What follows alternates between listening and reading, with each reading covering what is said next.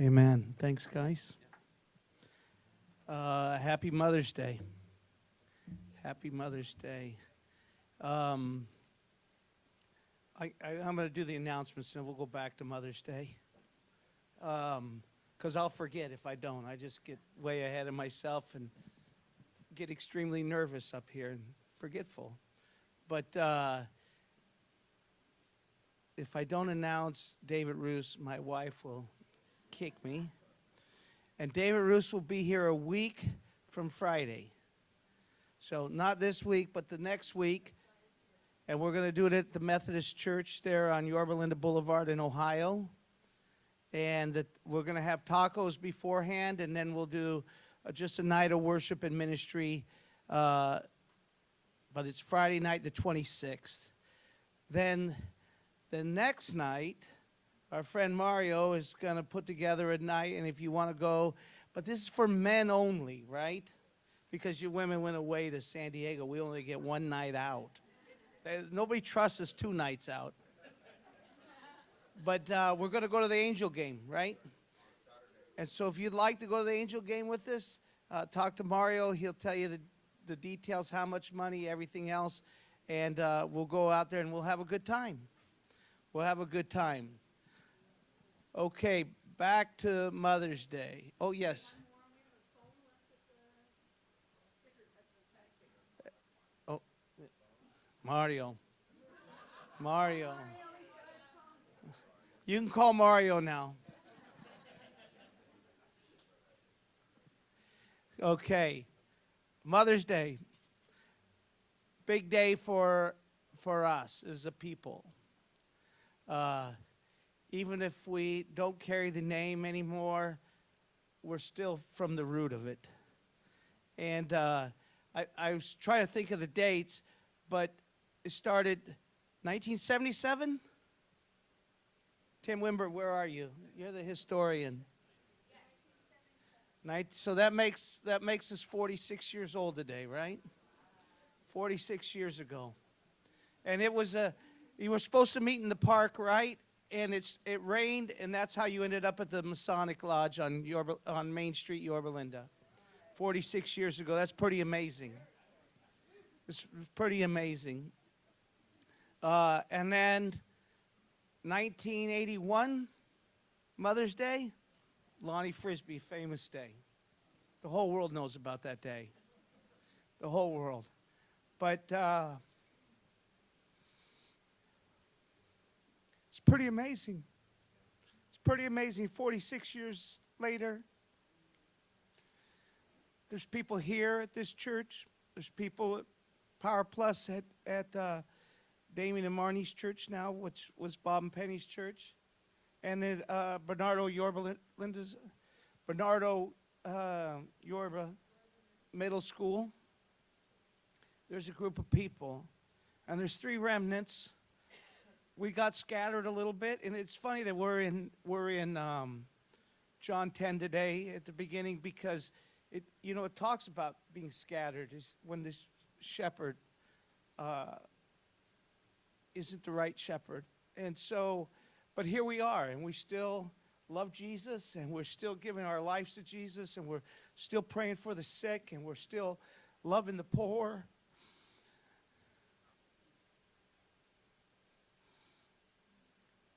And we're taking care of each other.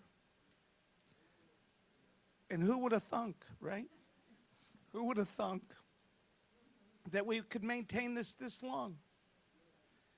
But it's because God is with us. And I think it's the other thing of John 10 that's so important, is because we see the relationship that Jesus has with his church. And Jesus is the true shepherd. He's the true shepherd. And it's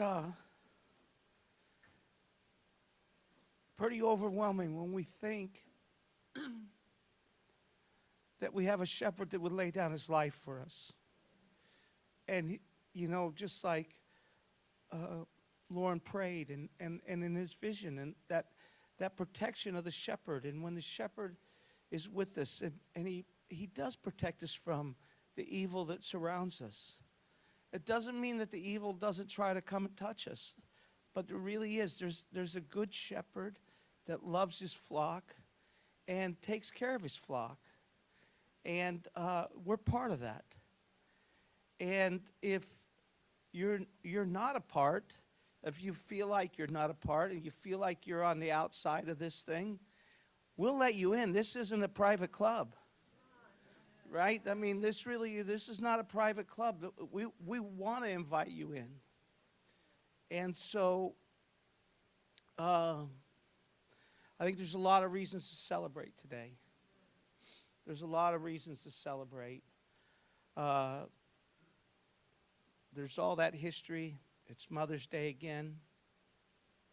And I think I would be amiss if I didn't say, and I don't know everybody's situation here, but you know, if you're a woman here and you don't have children, you're still important. You're still very important. You know, I was thinking about Mother's Day and thinking about, me and Debbie have two daughters that don't have children. And one of them's not married, so I'm glad she doesn't have children. But the other one is married, and they don't have children. And I think, you know, on a day like today where we celebrate motherhood and we celebrate having children, that, you know what, those two daughters are just as important as the ones that have kids. And so I want you to know that, at least personally, I celebrate you, that you're here, that you know, whether you're an auntie or you're, some other relationship to children, it doesn't mean you don't love children and that children don't love you. You know, I have an aunt that's 72. She never had any children, but she treats us all like we're her children.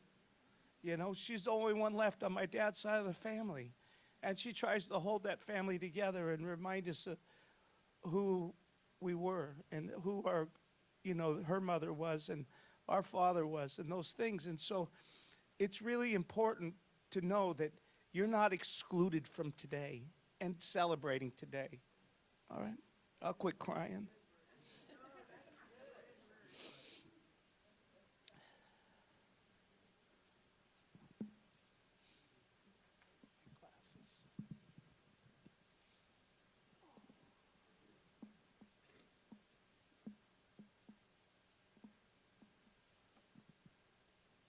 So we're chapter 10, verse 1, and we'll just do through, I think it's 21 or 22. We'll stop.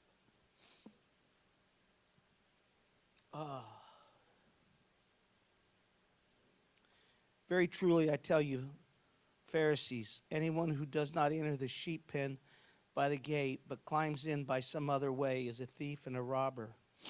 The one who enters by the gate is the shepherd of the sheep.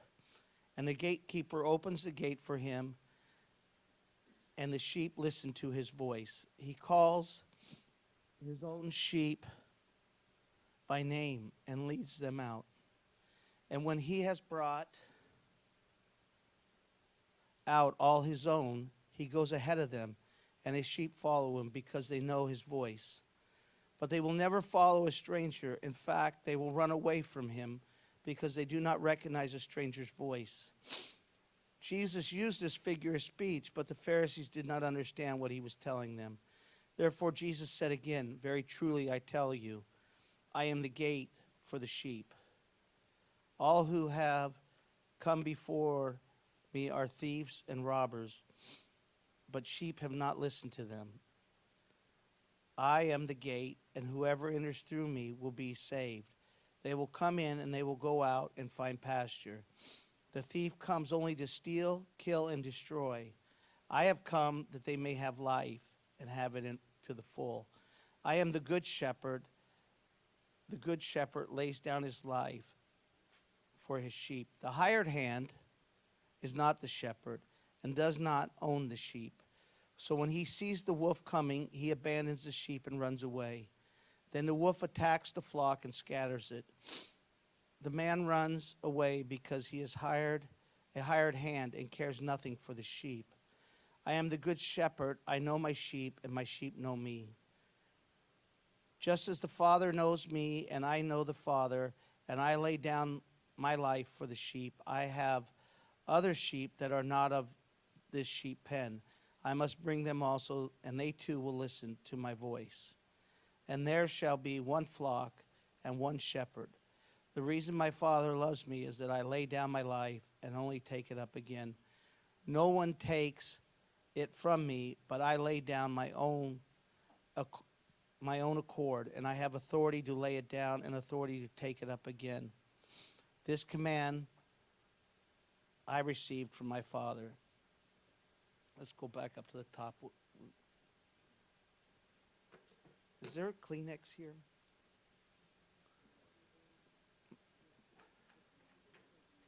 Yeah, a napkin, I don't care. Thank you. I'm good. I start crying and my nose is running and I'm a mess. I know you do. Thank you. So he starts out very truly, so we know that that's important, right? He's going to get our attention. And he says, you Pharisees. So the Pharisees aren't good shepherds. They're not good shepherds at all. They only care about themselves. They only care about, their position in life. They only care about their own gains. They really don't care for the sheep, is Jesus' accusation against them. Anyone who does not enter the sheep pen by the gate, but climbs in by some other way, is a thief and a robber. The one who enters in by the gate is the shepherd. That's Jesus. Jesus is the good shepherd, right? He's making a difference between himself and our relationship to him and religion, really. You know, I think, when I think of Pharisees, I just think of religion. And I think that religion never cares for people. Religion only is about rules and laws. And I always think of religion as a very heavy hand on us. It's a heavy hand who tries to control us, manipulate us, go where we don't want to go. And unlike Jesus, who loves us and wants relationship with us and care for us and truly is our friend. Truly is our friend. And he is everything in our life that we don't have naturally. You know, the story that Debbie told about England and the young girl and the little 8-year-old girl who says, "What's God's name?" And they say, "Daddy." And she doesn't have a daddy, and he wants to be her daddy, right? I mean, that's the kind of thing that Jesus is. That's what the good shepherd is. He's not a heavy hand who excludes anybody from anything, but he's there to show us love and kindness and gentleness and bring us into himself.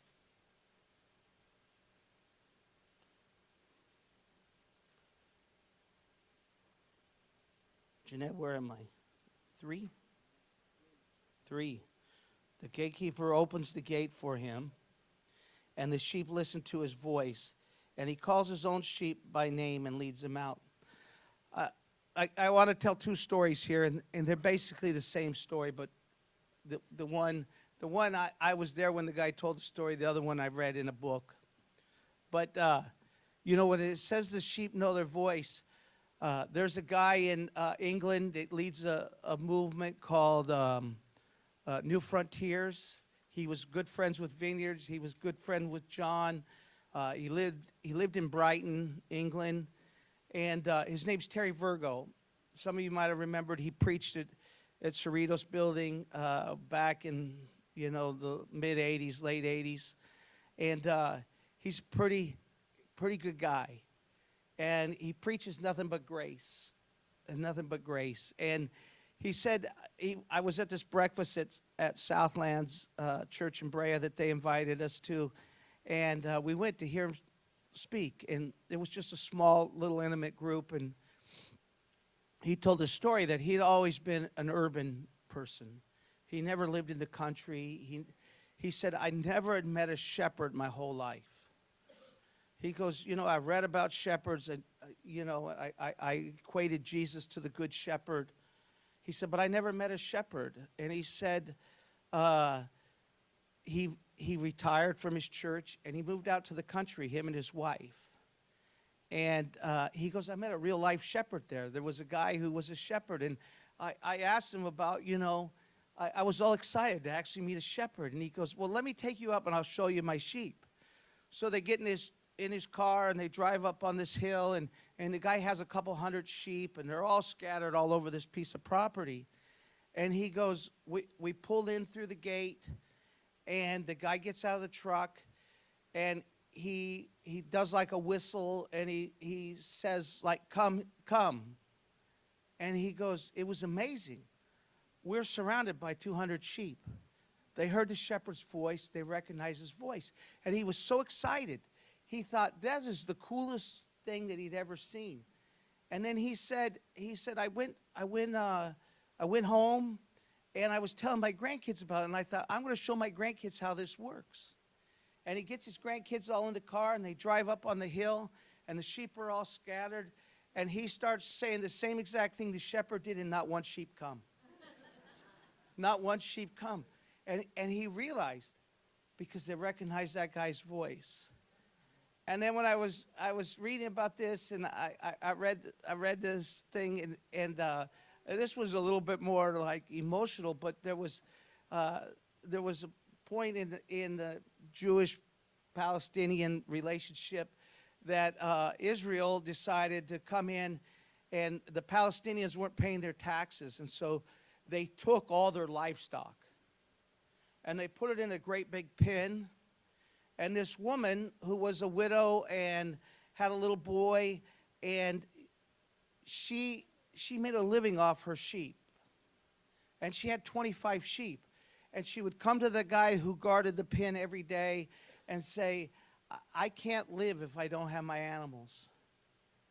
And the guy would send her away, and she came back, and she came back. Finally, he says, listen, lady, I'll give you back your sheep, but how do we know which 25 sheep are yours? There's hundreds of sheep in here, and which 25 are yours? How are you going to identify your sheep from any other sheep? It's impossible. And her son begins to play a flute. And the guy said, one head would pop up, another head would pop up, another head would pop up. They recognized the call. And 25 sheep followed this little boy out into the street, right? So we're the same way. We recognize his voice. We're to follow. We're to follow him. And it really is, sheep are kind of the dumbest animals on earth. But they do know their shepherd's voice. And that's what's important, is that we recognize our shepherd's voice. And our shepherd is a good shepherd. Our shepherd's not going to lead us into harm. He's not going to lead us into a disaster. He's not going to. He's not going to rob us of all our money. He's not going to take all our land or whatever we own. He's the good shepherd. And that's who we want to follow. We want to follow that voice. Verse 4. And when he has brought out all his own, he goes ahead of them, and his sheep follow him because they know his voice. But they will never follow a stranger. In fact, they will run away. See, there's Terry Virgo up there calling them sheep. They just ignored him, right? They will run away from him because they do not recognize a stranger's voice. Jesus said this figure of speech, but the Pharisees did not understand what he was telling them. Verse 7. Therefore Jesus said again, very truly I tell you, I am the gate for the sheep. We have to go through him. He is who we go through to get to where we want to go. He's it. He's the one that controls it all. All who have come before me are thieves and robbers, but the sheep have not listened to them. I am the gate, and whoever enters through me will be saved. See, there's a reward. There's a reward in recognizing that gate and trying to enter in through that gate. And that reward is eternal life. Nowhere here do I say he's going to make you rich. Nowhere here do I see he says he's going to make life easy for us. I've told you the story about when I was a teenager and that kid told me that if I accepted Jesus, all my problems would go away. I would never have no problems. I mean, that guy was a liar. I think life actually got extremely harder. Well, because I had to answer to something and somebody, right? Jeanette, Jeanette left. 10, okay, there. The thief comes only to steal, kill, and destroy. I have come that they may have life and have it full. That's a pretty good deal. We can be killed, robbed, and destroyed, or we can have life. Which one do you want? I mean, it's that simple. It's that simple that he lays it out there for us, and he lays it out there, and he says, which one do you want? Which one do you want? I'm telling you, I only see one deal that looks like a okay deal. And I'm not even smart.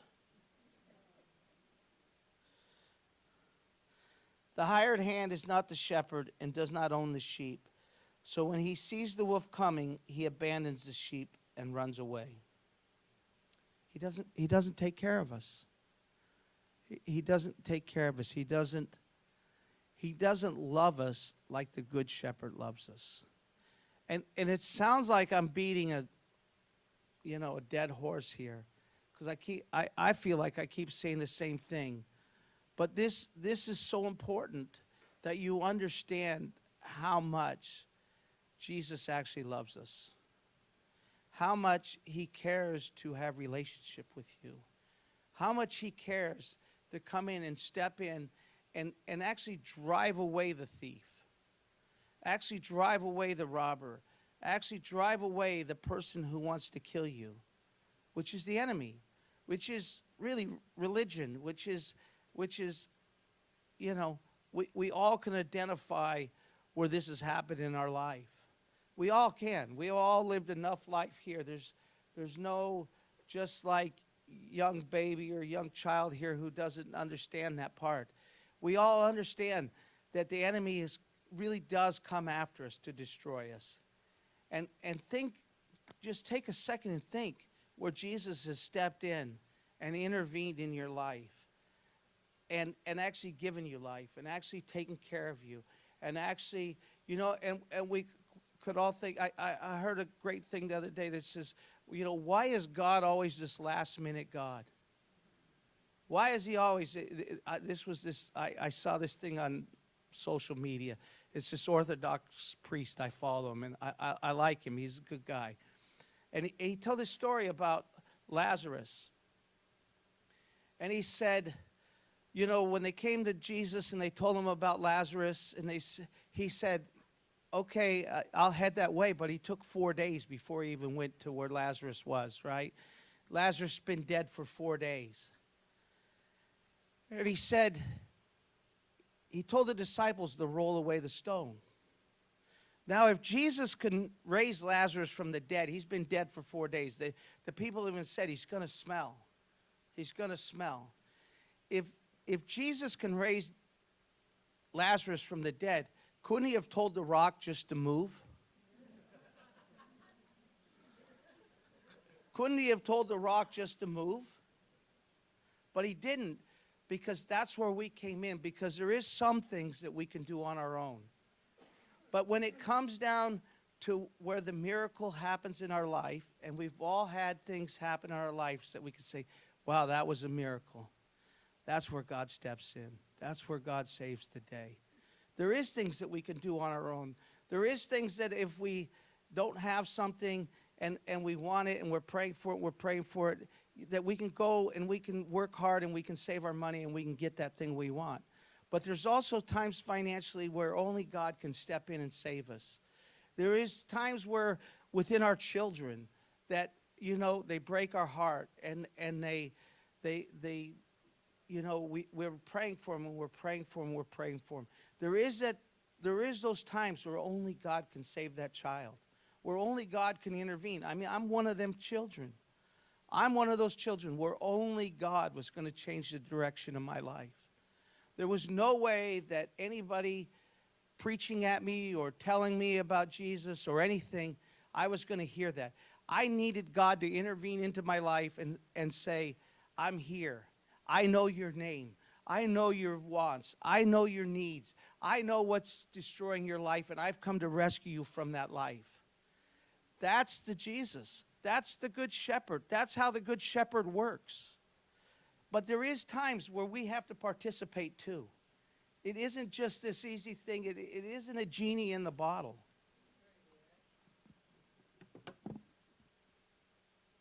Nothing against you, Genie. Am I at 14? I am the good shepherd. I know my sheep, and they know me. See here too, Jesus is establishing himself as the Son of God. Once again, he's trying to say, hey guys, open up your eyes. Just as the Father knows me, I know the Father, and I lay down my life for the sheep.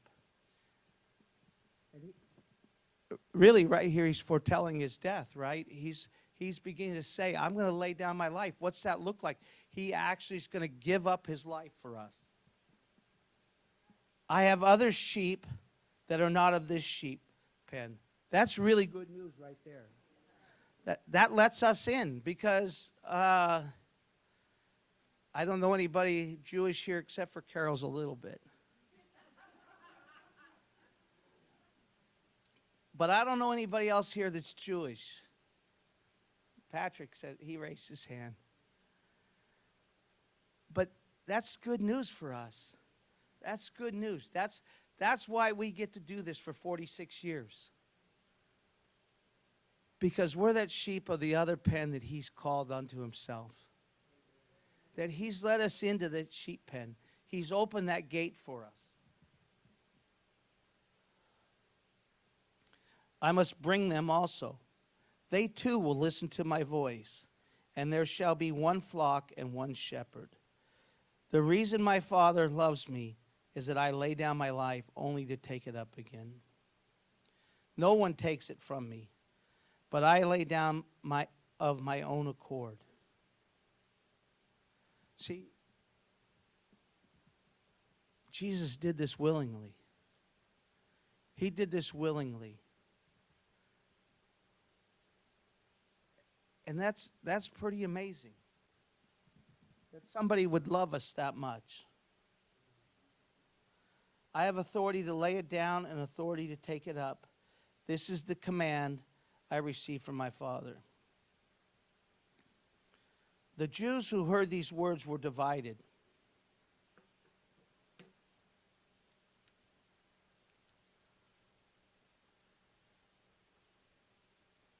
And we can be divided at times. We can be divided by theology. We can be divided by doctrine or teaching or rules or that. But if we listen for the voice and we follow the voice, we'll always be good. And I could be wrong on this part. I could be way off on this, but I think that this is why you don't ever take anything at face value that I say to you. I don't think you do. I think you go home and you test what I say to you. I think you go home and you pray, God, is what Dave said good? Or because if it's not, if I'm not hearing that voice and I'm not leading by that voice, then I'm not being a good shepherd. And I want to lead by that voice, but I am also open to, you coming and saying, hey, Dave, I don't get what you said. You were kind of way out there today.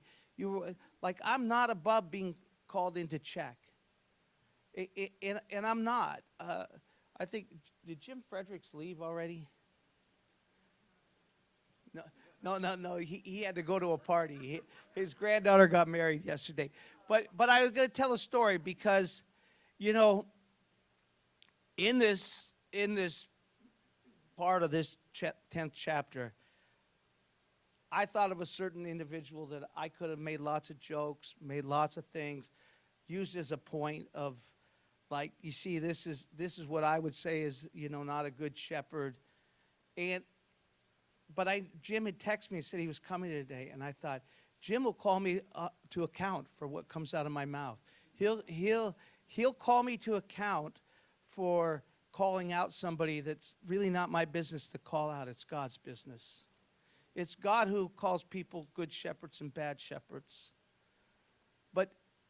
But we all been in churches. We've been in lots of churches. We've all been a part of places that where the pastor really has no accountability. But I want to be accountable to you, and I want you to be able to go home and pray and say, hey, Dave, that was a little out in left field today. That really doesn't line up with what I see is the good news. That doesn't line up with what I see Jesus is doing. And I'm okay with that. I'm okay if you question me, because I think that stops the divide. And I think that it keeps us all in a safer place. I think it all does, because it's not easy to always listen to God's voice and walk in obedience.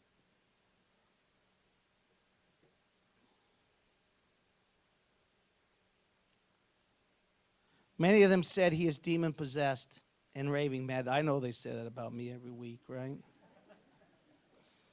It's not that far from the truth. Why listen to him? But others said, these are not sayings of a man possessed by a demon. Can a demon open the eyes of the blind? I don't know. There's lots of sorcerers and there's lots of things. I just think we'll end with this in the fact that, it is important to weigh what we hear. It is important to go to the good shepherd, because there's really only one good shepherd. There's really only one good shepherd, and that's Jesus. And I always feel safe to think I know everybody here, and I think everybody knows the good shepherd. But if you don't know that good shepherd, we want to pray for you today. And you can go to anybody here, and we'll pray for you, and we'll introduce you to that good shepherd. We will.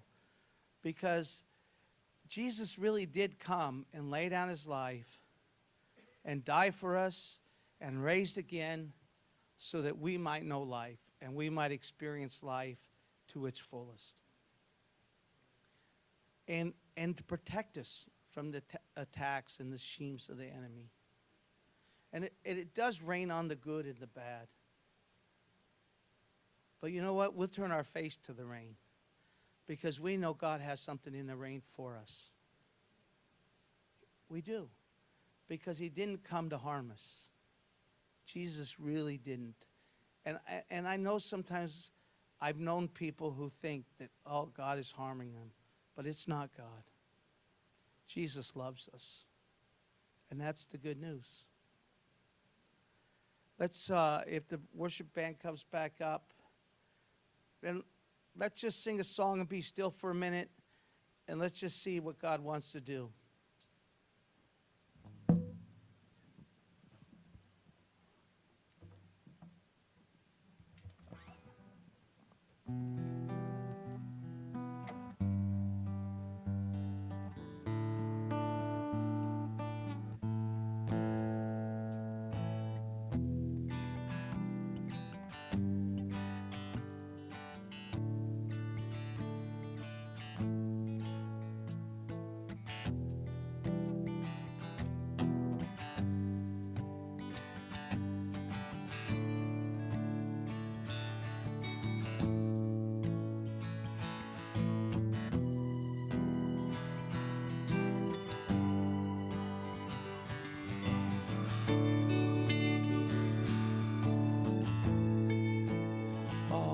need is you.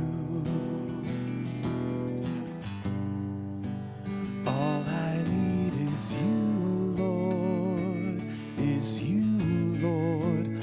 All I need is you. All I need is you, Lord, is you, Lord. All I need is you. All I need is you, Lord, is you, Lord. All I need is you. All I need is you, Lord, is you, Lord. All I need is you. All I need is you. All I need is you. All I need is you. All I need is you. All I need is you. All I need is you. All I need is you, Lord, is you, Lord. All I need is you. All I need is you, Lord, is you, Lord. All I need is you. All I need is you, Lord, is you, Lord. All I need is you. All I need is you, Lord, is you, Lord. All I need is you.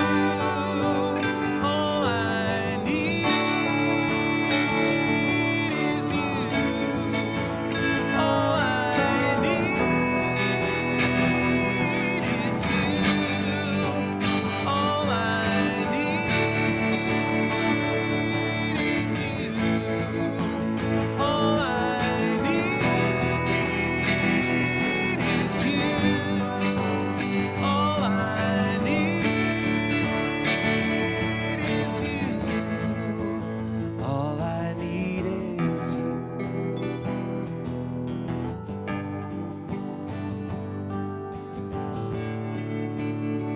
You know, if you are here,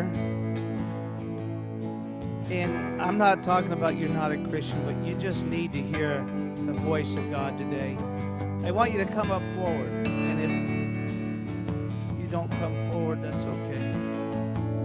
But I really do. I want to invite you up. We want to pray for you because God does want you to hear His voice. God really does want you to hear His voice.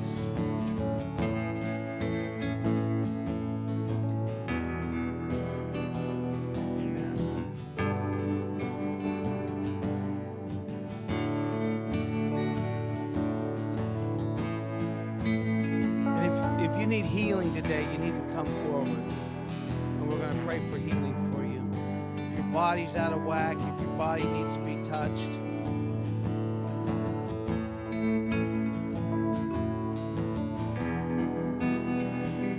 come forward.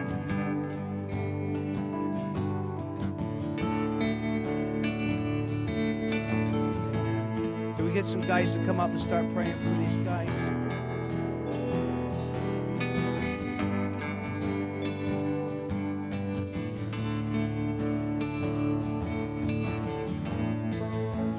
All I need is you. All I need is you, Lord, is you, Lord. All I need is you.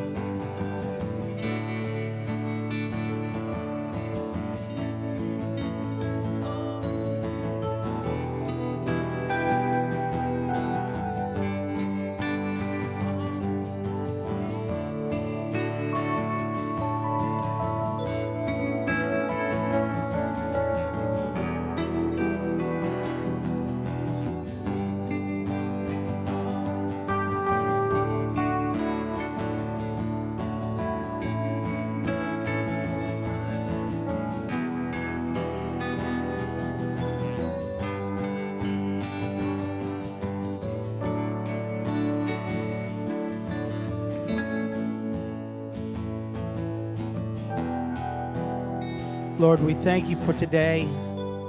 We thank you that you are the good shepherd. We ask that you bless the rest of the day for families and everything here, Lord, everybody here. And I pray that you bless our lunch. And if you're not engaged in prayer or anything, lunch is outside and it's ready. So help yourself.